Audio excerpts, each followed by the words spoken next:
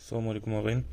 Мен бүгін қысқаша мына Type-C гнездо, негізі вообще телефондардың гнездосы жайында бір үлкен ескерту жасағым келіп тұр.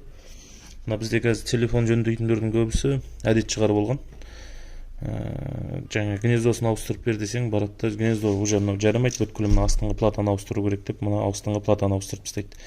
Мынау Galaxy A11-дің платасы. Бұда да тура сондай жағдай.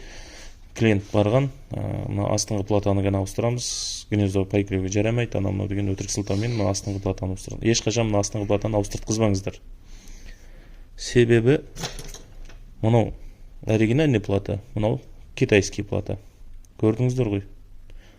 Мына жерде тұратын полупроводник, усилитель, транзистордың ешқайсысы мына жақ шетте жоқ. Бұлардың түгел защитный цепочка бойынша ұстап тұру үшін, динамикқа нагрузка түсірмес үшін соның түгеліне қойылатын ограничениялар бұлар. Бұлай аударсақ. Көрдіңіздер ғой? Міне. Мынау мысалға индукционный катушка, мынау динамик аппаратының усилителі.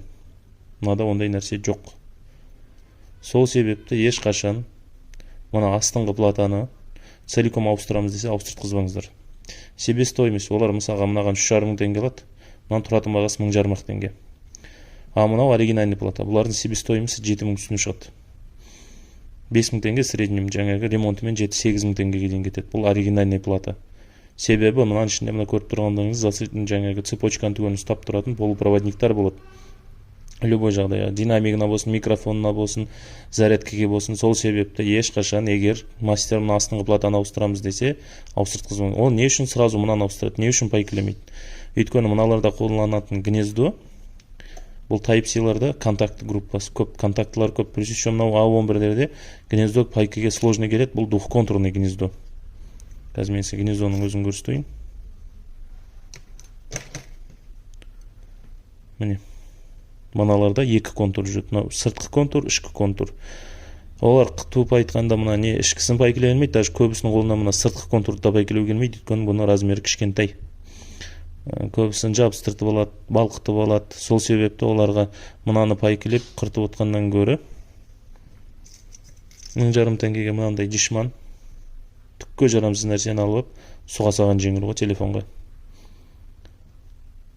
Сол себепті егер Type-C гнездо жаңағы істен шықты ма, апарған кезде мына гнездоңыз жарамсыз, тек мынаны ғана ауыстырамыз десе, ауыстыртқызбаңыздар.